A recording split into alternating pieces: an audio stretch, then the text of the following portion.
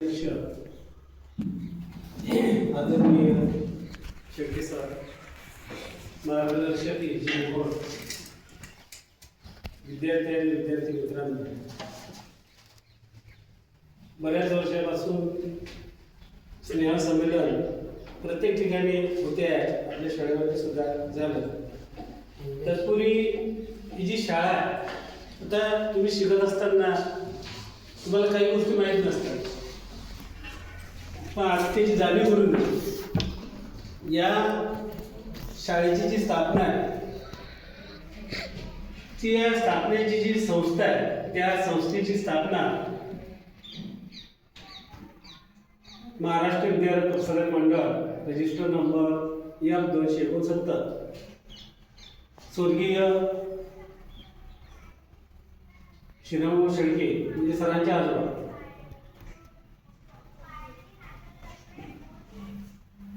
यांनी 5 शाळा निर्माण केल्या.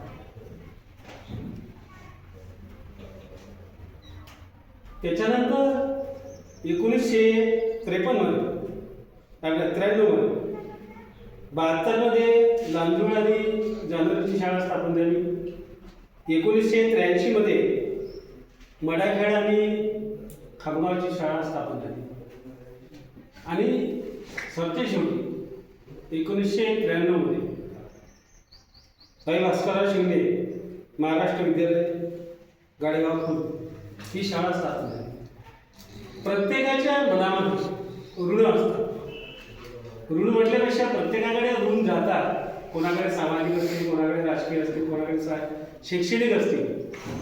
तर या माध्यमातून त्यांनी जी त्यांच्याकडे जे कल्पकता होती, त्या कल्पकतेच्या जोरावरती त्यांनी प्रथमतः संस्था स्थापन केली. आणि संस्था स्थापनेनंतर ज्या ज्या ठिकाणी बहुजनांची मुलं, तळागाळातील मुलं जे आहेत त्या ठिकाणी शिकावं या दृष्टीकोनातून त्यांनी शैक्षणिक दृष्ट्या ही शाळा या ठिकाणी उभारलेली आहे.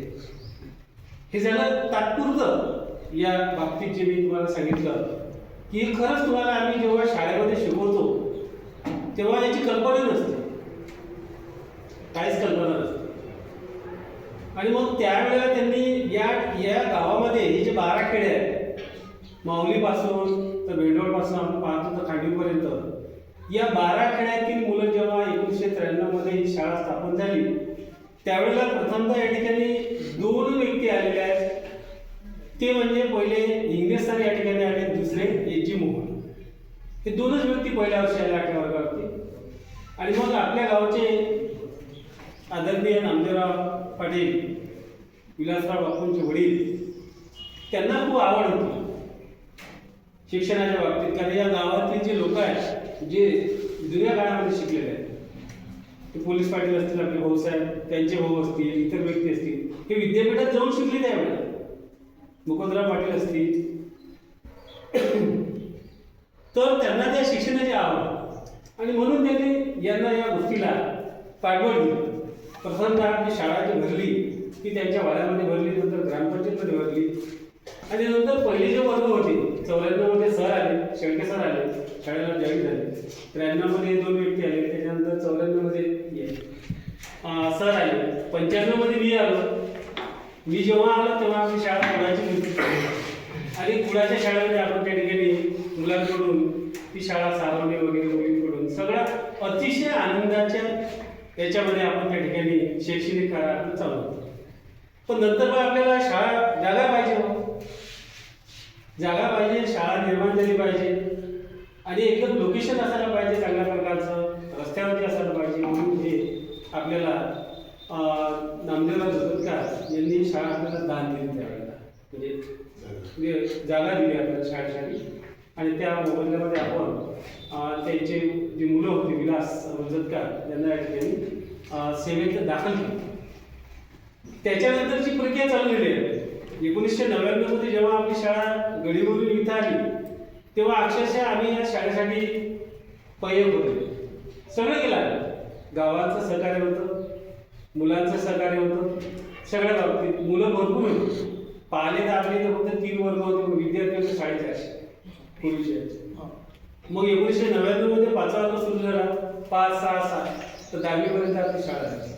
तेव्हा विद्यार्थी 500पर्यंत होते, भरपूर विद्यार्थी. तर ज्याला म्हटलेलं आहे आज टुगेदरचा कार्यक्रम तुम्ही केला, शाळेविषयी तुमची जी आत्मीयता मला दिसून राहिली. तर टुगेदरचा कार्यक्रम आता मी 1 जूनलाच या ठिकाणी माझी बदली झाली आणि मला माळाखेड या ठिकाणी पदोन्नती मिळाली. मी सुद्धा त्या ठिकाणी याच्यामधून काम करत आहे. तर त्या ठिकाणच्या शाळेला 42 वर्ष झाले. किती वर्ष झाले? 42. आणि तिथं सुद्धा असा कार्यक्रम केला. तुमच्यामध्ये ज्या उल्लेख झाल्या ते सांगून देईल मी तुम्हाला. आणि पुढचा कार्यक्रम जो आहे तुमचा साजरा करण्याचा त्या बाबतीत तुम्हाला सूचना करेल कशा प्रकारच्या.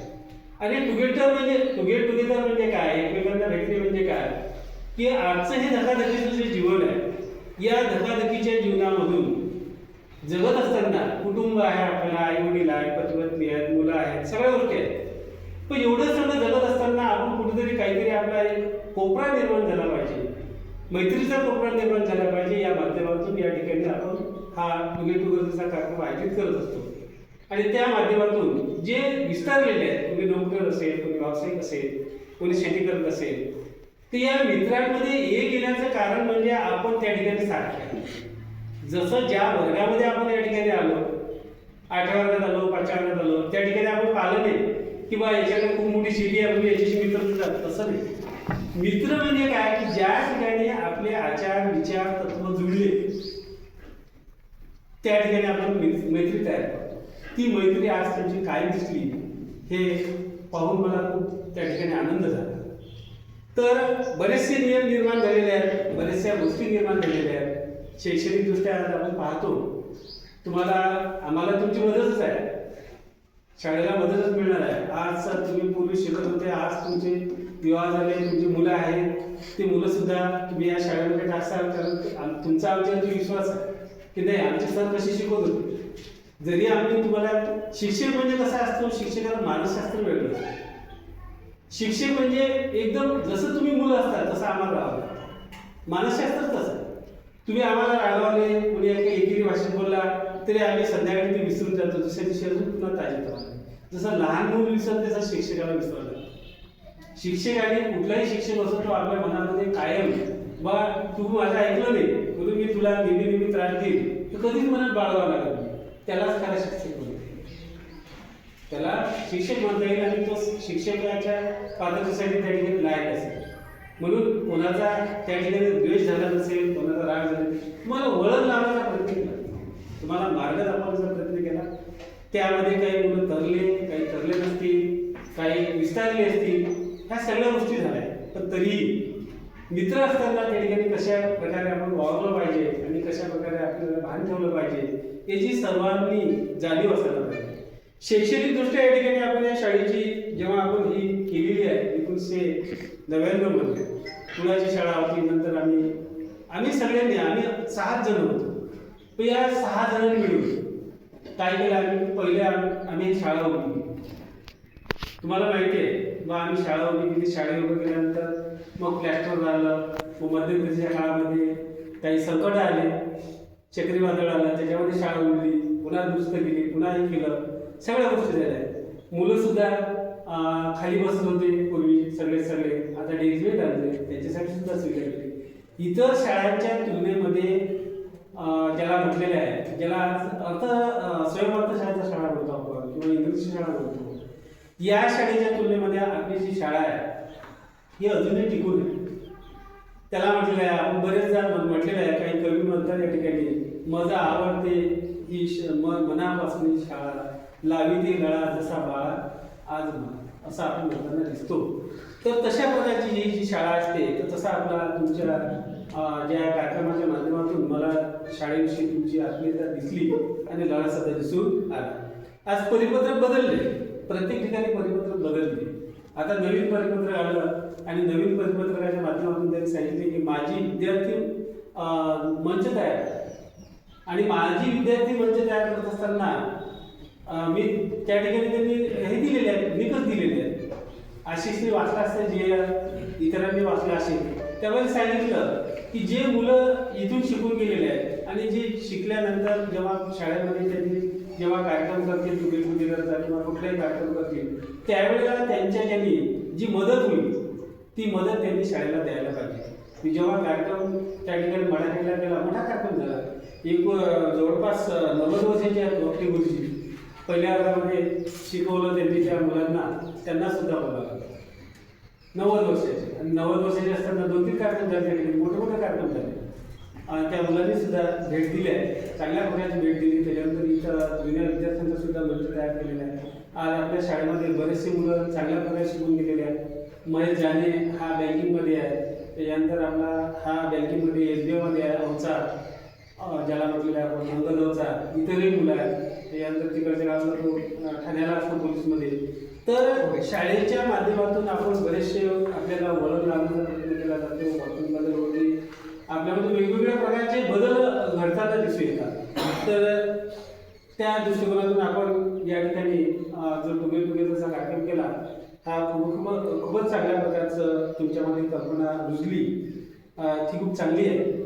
त्याच्यानंतर या ठिकाणी आपण पाहतो की तुम्ही आता या ठिकाणी बारकाईने निरीक्षण करायचं की इतर शाळांच्या तुलनेमध्ये आपली शाळा कशामध्ये मागे, बरोबर आहे. पहिली गोष्ट तर आपली जी शिक्षणाची पद्धत आहे, आज बराचसा बदल झालेला आहे. प्रत्येकाला असं वाटतं माझा मुलगा कॉन्व्हेंटमध्ये शिकला पाहिजे, याच्यामध्ये शिकला पाहिजे, पण मातृभाषेतून शिक्षण आहे. पूर्वीचे जे इंजिनियर डॉक्टर झालेले आहेत ते मातृभाषेतूनच झाले. काही इंग्रजी शाळा नव्हत्या त्यावेळेला, आजही आहे. परंतु प्रथमतः जिल्हा परिषदेची शाळा काय असेल त्याच्यामध्ये सुद्धा आपल्या मुलाला शिकला पाहिजे. आपल्या मराठी शाळेमध्ये सुद्धा हे झालं पाहिजे. आपल्या शाळा टिकल्या पाहिजे. मराठी शाळा ज्या आहेत त्या टिकल्या पाहिजेत, स्पर्धेमध्ये आलो पाहिजे. इथे सुद्धा वेगवेगळ्या प्रकारच्या इंजिनिअरिंगच्या परीक्षा असतील, शिष्यवृत्तीच्या परीक्षा असतील. त्यावेळेला तुम्ही कसे असता, अल्लड असतो. लहान वय जे असते मुलांचं ते अल्लड असते, काही समजत नाही त्याला, दिशा नसते. 10वी झाल्यानंतर आपण पाहतो की बरेचसे मुलं आईवडिलांना चिंता असते, काही जास्त विचार करतात. माझा मुलगा मेडिकलला गेला पाहिजे, माझा इंजिनिअरिंगला गेला पाहिजे. तुझ्यावर काहीच नसते, अजिबात काही नसते. तुम्ही प्लेन असतात.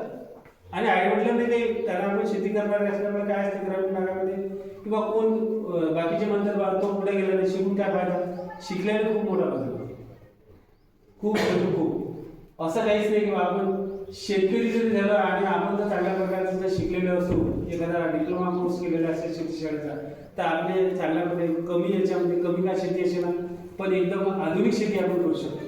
त्याच्यामध्ये वेगवेगळ्या प्रकारचे पिकं आपण घेऊ शकतो. दुबार पद्धतीची शेती करू शकतो, तिबार पद्धतीची करू शकतो. ते एखादा व्यवसाय जर म्हटलेला आहे तर एखादा आपण पाहतो एखादा 10-20 अशा प्रकारचे, जसं त्यांनी ड्युरीने म्हटलं किंवा माझ्याकडे हे आहे की बरोबर आहे, आपण असं फार्म हाऊस तयार करू शकतो. म्हणजे ज्याला गाई म्हशी असतील, त्याचे दुधाळ जनावर असतात, शेणखत असते, इतर सुद्धा त्याच्यापासून आपण विक्री म्हणून आपलं उपजीविका करू शकतो. शेतीच्या बाबतीत सुद्धा करू शकतो. आणि ज्याला काही नाही तो नोकरी करू शकते. लायबिलिटी जर त्याच्याकडे आहे, स्पर्धेमध्ये उतरला तर तो सुद्धा नोकरी करून आपली उपजीविका करू शकतो. तर अनेक क्षेत्र आहेत, ज्या अनेक क्षेत्राच्या माध्यमातून आज आपण करू शकतो.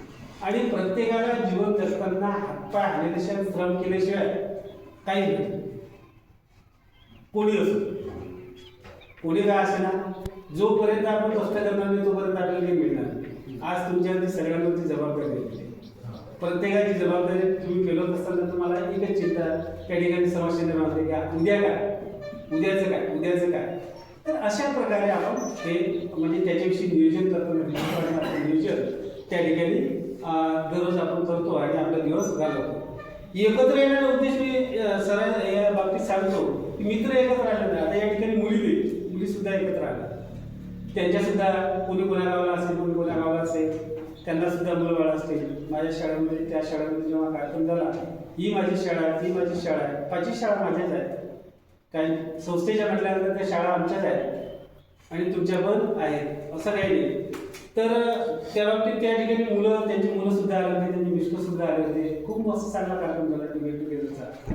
आणि त्या माध्यमातून त्यांनी चांगल्या प्रकारचे आपले मनोरथ सुद्धा व्यक्त केले. चांगल्या प्रकारचे अस्खलित अशा प्रकारचं हे केलेलं आहे संचालन त्या मुलीने, खूपच सुंदर.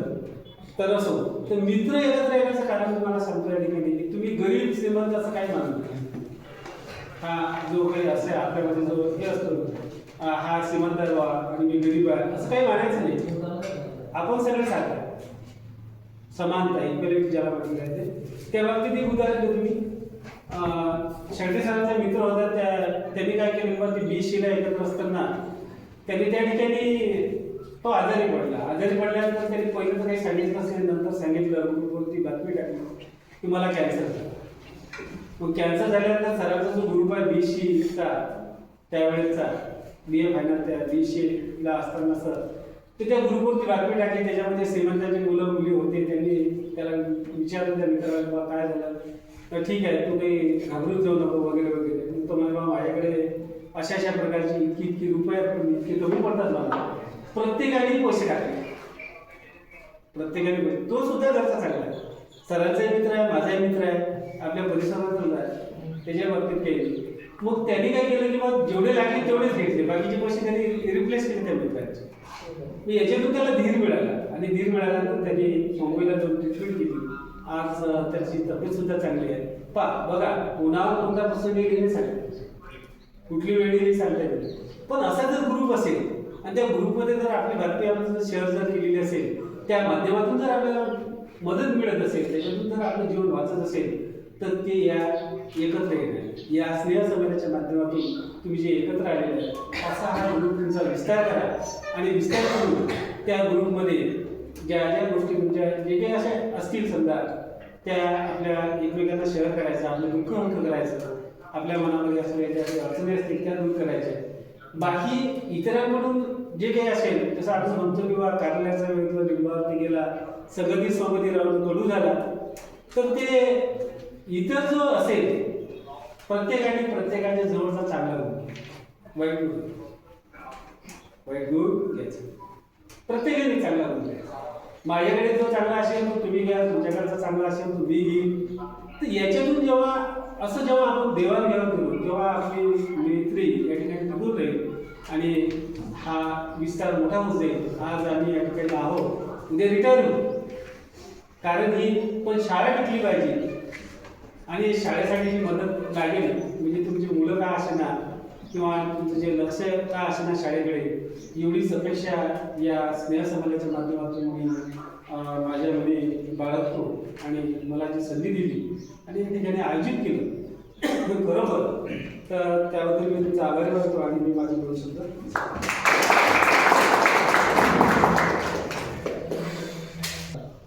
त्यानंतर मी आलेले मोड सर त्यांना विनंती करतो त्यांनी ते त्यांना मार्गदर्शन करा. महाराष्ट्र प्रसारक मंडळाचे संस्थापक अध्यक्ष स्वर्गीय श्रीराम शेट्टी, आपल्या विद्यालयाचे मुख्याध्यापक आदरणीय शेट्टी सर, महाराष्ट्र विद्यालय मराठी मुख्याध्यापक गाडे सर आणि 2008 ही दादाजीची सर्व स्नेहसंमेलनासाठी ठरलेले विद्यार्थी. मला एक विचारायचं आहे, तुम्हाला शून्याला महत्व आहे कोण किती जण म्हणतात आहे हात वर करा.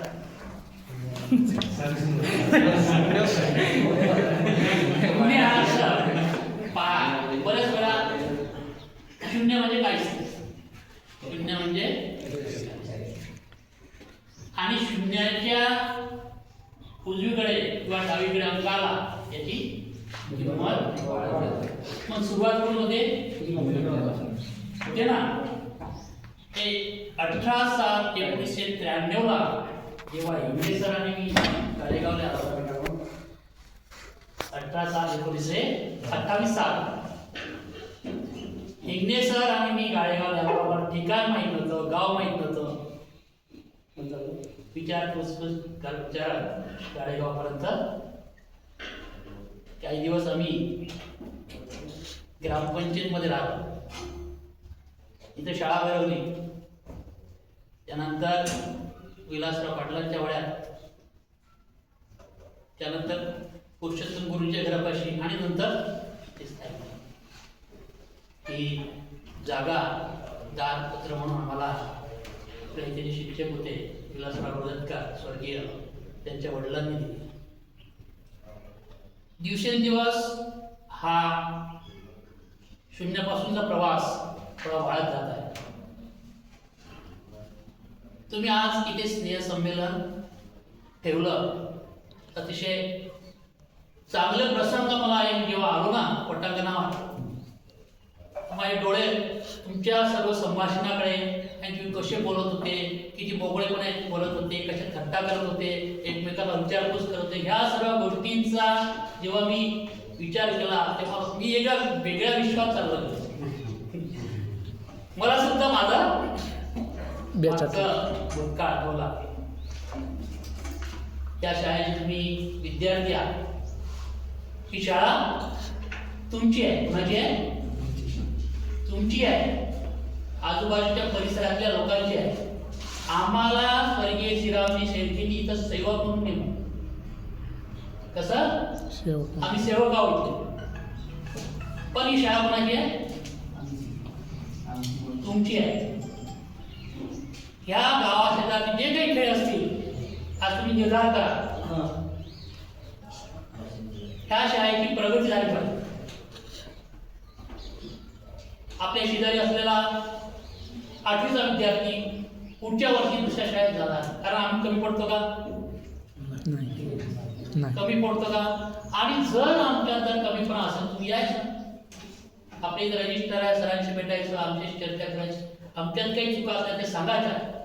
पण जर आपल्या शाळेतला आपण ज्याला आपली शाळा म्हणतो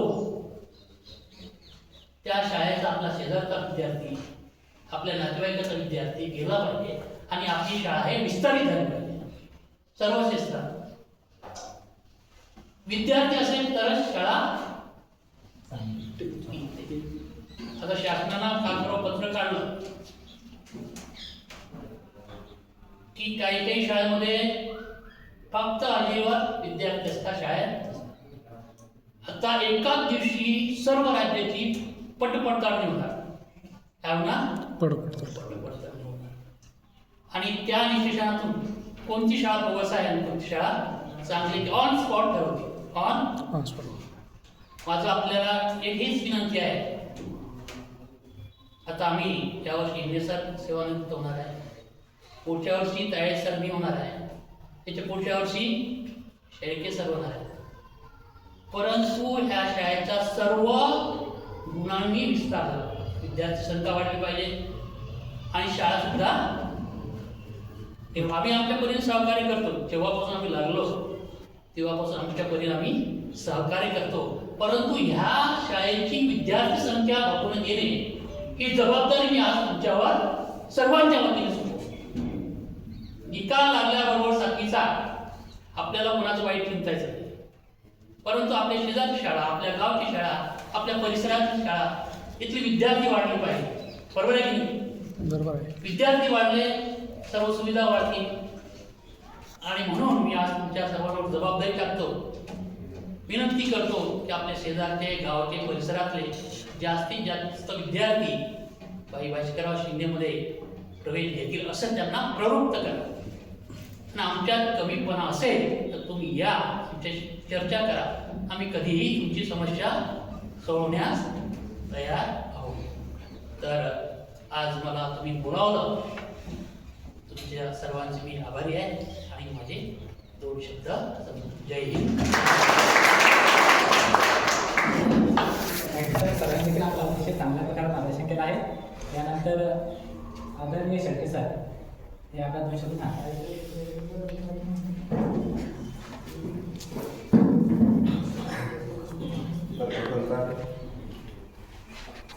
या शाळेचे संस्थापक अध्यक्ष श्रीराम शेळके यांना स्मरण करतो. आणि त्याचबरोबर कार्यक्रमाला उपस्थित माझे मित्र ताळे सर, मोहोळ सर आणि सहकारी सर आणि विद्यार्थी. आज सर्वात पहिल्यांदा जेव्हा मी आलो तर जे काही मोजके चेहरे जे होते ते ओळखायला आले आणि बरेच जण असे होते की अरे हा याचं नाव काय असेल असं दिसतं. आणि त्यातल्या त्यात आम्ही दोघंजण तुम्हाला सोबतच राहायचं. आणि ताळे सरांना बऱ्याच मुलं म्हणजे असे 10-12-15 वर्षावरचे तरी सरसकट हा तो आहे म्हणून. माझं काय वाटतं की जर तो आउट ऑफ जर गेला थोडा तर लवकर लक्षात नाही हा कोण आहे. मी सर्वांच्या असं तो कोण आहे, तो काय कारण हा मोबाईल लक्षातच नाही आला, तो लक्षात नाही आला कोण आहे. म्हणून मला याची नावं जेव्हा सांगितलं तेव्हा असं वाटलं अरे हा कसा होता, हा कसा होता. नंतर महेंद्र जाधव कंप्लीटच्या डोक्यातून निघूनच गेला. तर काय आहे की हे नावं जे असतात की नाही, जेव्हा मी हजेरी घेतो तर 18 काय असते, 8वी 9वी 10वी, तर त्या पालकाचं आणि म्हणजे त्या मुलाचं पालकाचं आणि आडनाव हे डोक्यात फिट असते. म्हणजे तो कधीही जरी भेटला तर ते माहीत असते की हा महेंद्र प्रल्हाद जाधव हे डोक्यात आहे, पण हा नाही लक्षात येत तो हा आहे. म्हणून जेव्हा नाव येते तेव्हा तो त्यावेळेचा आठवतो की हा कसा होता, है ना. नंतर हा शरद आता आला, तर यात माझ्यानंतर हे एवढंच हे असे सगळ्याच मुलांचे आठवणी राहतात की म्हणजे वेगळे दिसायला लागतात ते, है ना. आणि वाल्मिक तर मला असं वाटतच नव्हतं की हा लागेल किंवा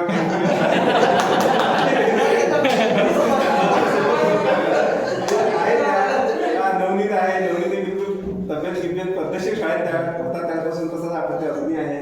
म्हणजे सर्वच मुलं आणि नावं घेतल्यानंतर सर्वच लक्षात येतात की त्यानुसार की हा हे मुलं होते. आणि तुम्हाला माहिती आहे की आता तुम्ही शिकले त्यावेळेचा प्रत्येकाने चांगल्या प्रकारे शिकण्याचा प्रयत्न केला. तुमच्याकडे मिश्र समिश्र प्रसिद्धात जो मिळत होता तो मिळत गेला. आणि हे बरं वाटते की प्रत्येक जण काय असते की जेव्हा आम्ही नवीन आले तर आम्हाला असं वाटते की मुलं काय करतील, कसं होईल, म्हणजे असं असतेच ना ते. आता काही मुलं त्या परीक्षेमध्ये अभ्यासामध्ये जनरली शाळेमध्ये असताना आपण त्यांना कसं ट्रीट करतो की अभ्यास हा फोकस करून हा अभ्यासात कसा आहे, अभ्यासात चांगला असेल तरच हा पुढे काहीतरी करणार नाही. हे कसं शिक्षकांचं असते आणि तुम्हाला ते वाटते पालकांना तेच वाटत असते.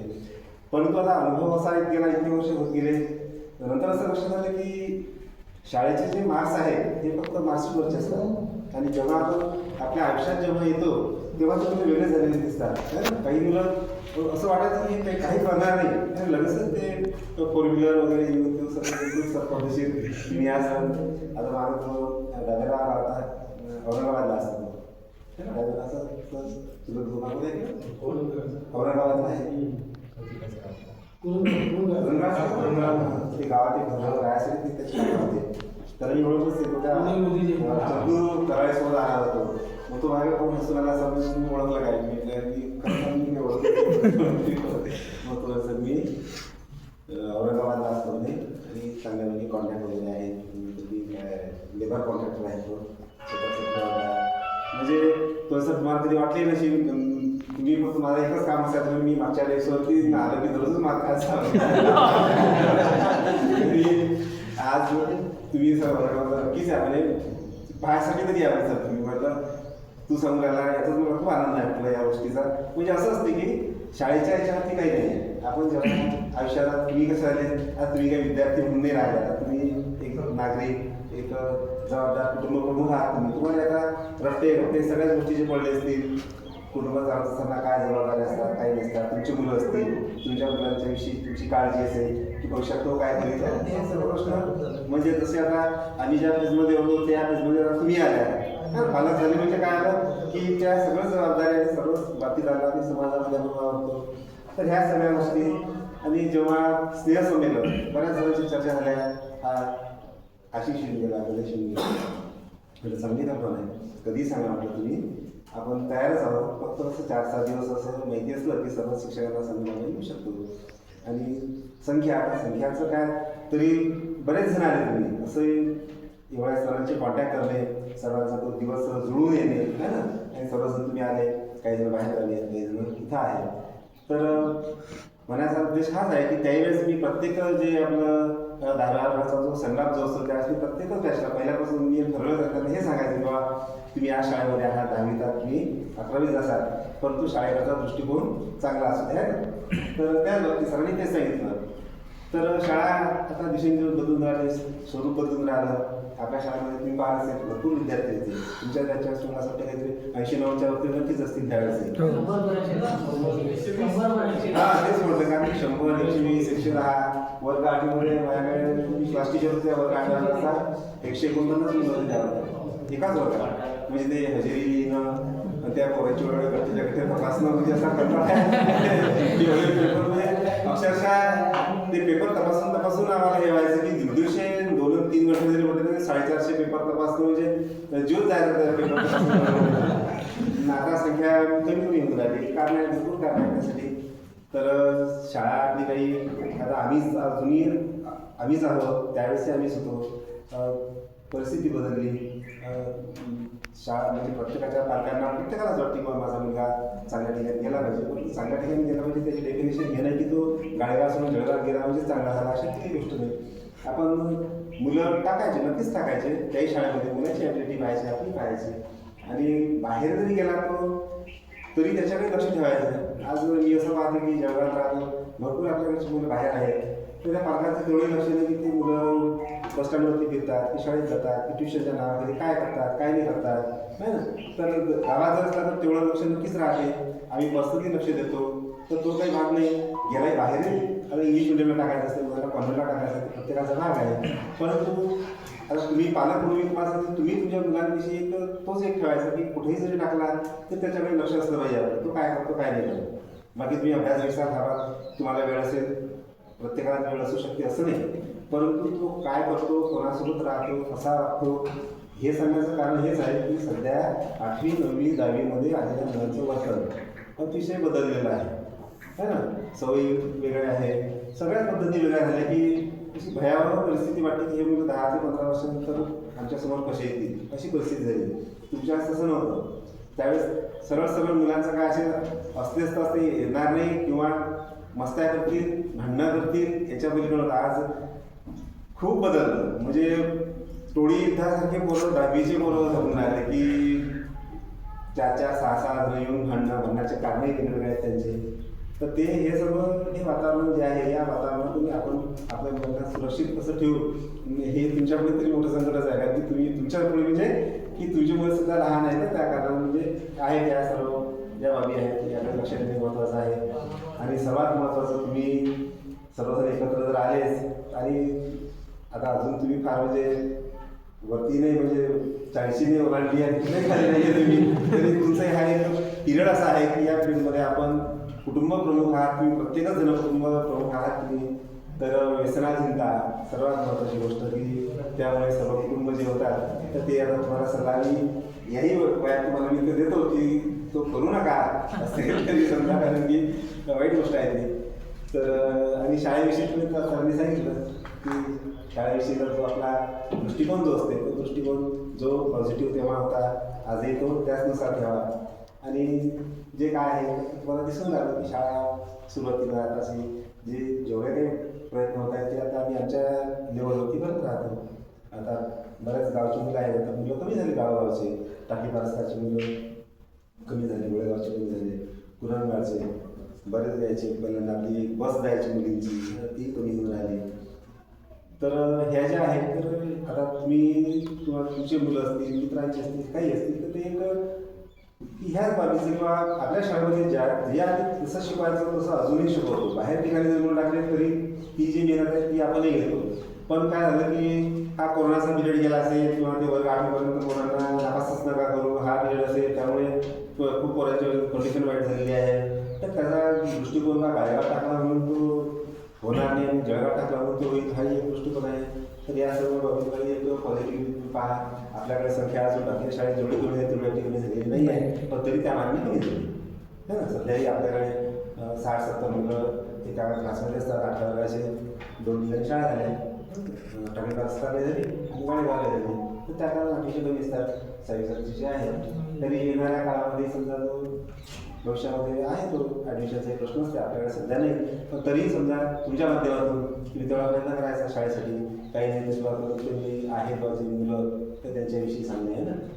आणि तुम्ही आलेच आणि पुढच्या वेळेस एक अजूनही याहीपेक्षा अजून चांगलं जे असतील समजा, जे राहिलेले असतील समजा त्यांना घेऊन आहे ना, मुली वगैरे आहेत काही यायला पाहिजे. समजा दिवाळीच्या पिरियडला समजा त्यावेळेस तरी कसं असतं ना, मुलींचं नाही म्हटलं तरी समजा कुटुंब जर म्हटलं तर त्यांच्याकडे ओरिएंटेड असतील त्या फॅमिलीच्या त्याच्या दोन्ही सारखे सर्व कुटुंब जर त्यांनाही बाहेरगावी मुली असतात त्यांना प्रॉब्लेम होते. त्यांची मुली शिक्षणाचे असतात, घरच्या परमिशन असतात, त्या सर्व गोष्टी तुम्ही कदाचित त्यांनाच ते देऊ शकल्या. तो एक प्रयत्न झाला पुढच्या त्यांना. आणि आजचा कार्यक्रम तुम्ही अतिशय चांगला केला, सर्वच जण आले.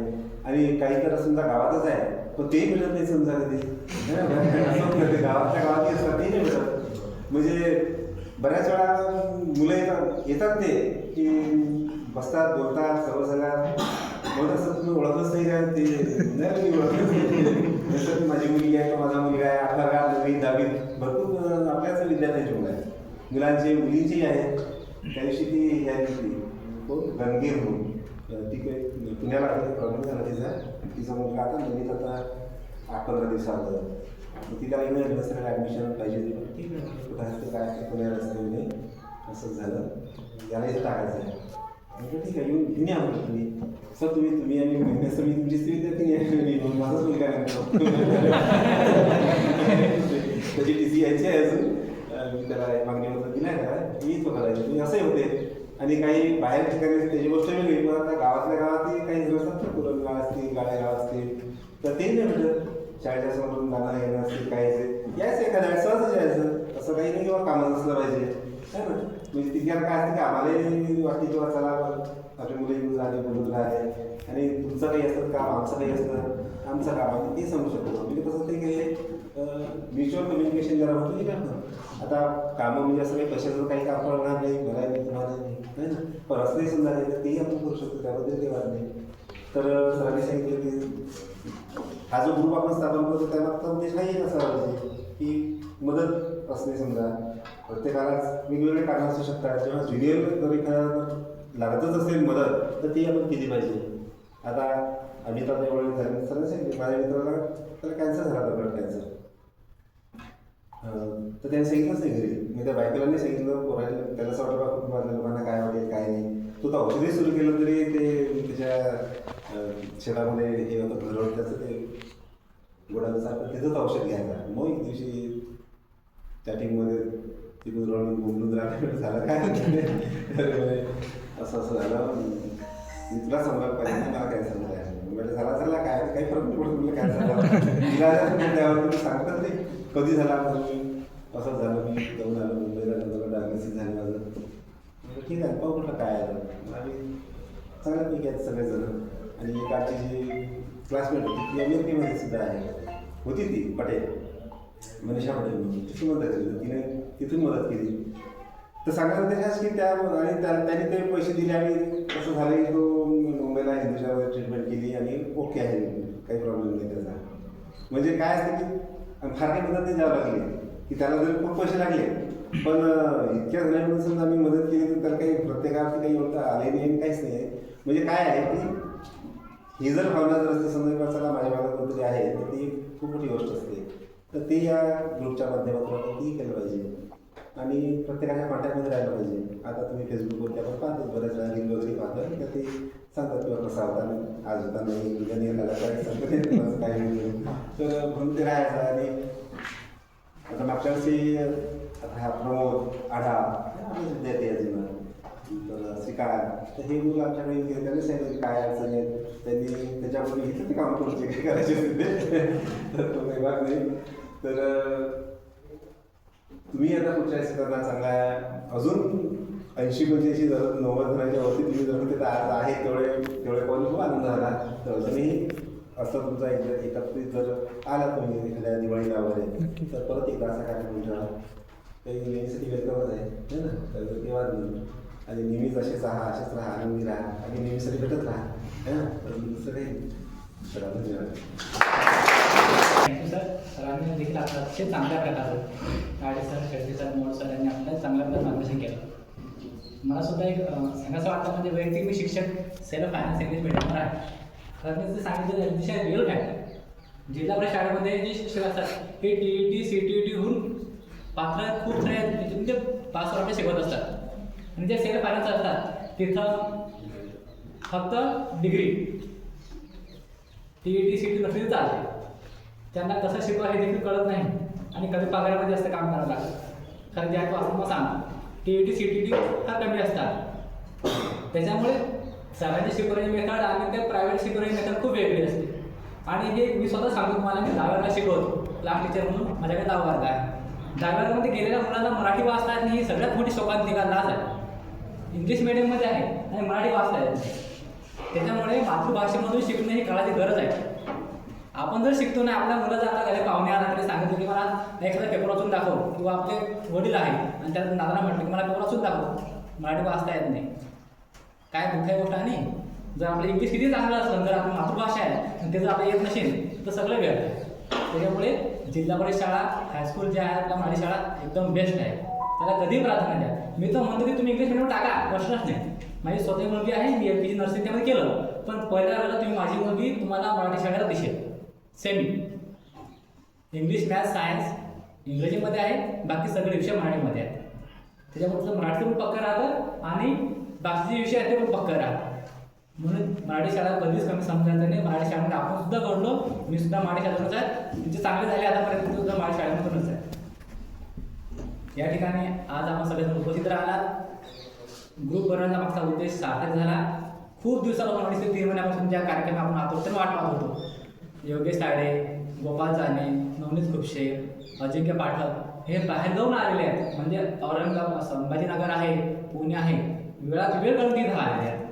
पण काय झाली गोष्ट आणखी शोकांतिक आहे की ते इथले होते प्रॉपर, ते येऊ शकले नाही. हां, म्हणजे फक्त आपल्यामध्ये एक भेटण्याची उमेद पाहिजे असते. ठीक आहे, असू द्या. याच्यापेक्षा मी सरांनी सल्ला देतो की आणखी याच्यापेक्षा आम्ही चांगल्या पद्धतीने प्रयत्न करू. आता हे आमच्या मनामध्ये सहज असं आलं की कार्यक्रम काय करायचं आहे, करायचं आहे, भेटायचं म्हणजे सहज सरांनी सगळं सांगितलं, सरांना ताबडतोब ठरवून टाकलं. आशिष तुम्ही फक्त सांगा, डेट ठरवा, आम्ही तयार आहे. त्या सरांनी सरांचे बरोबर आभार मानतो.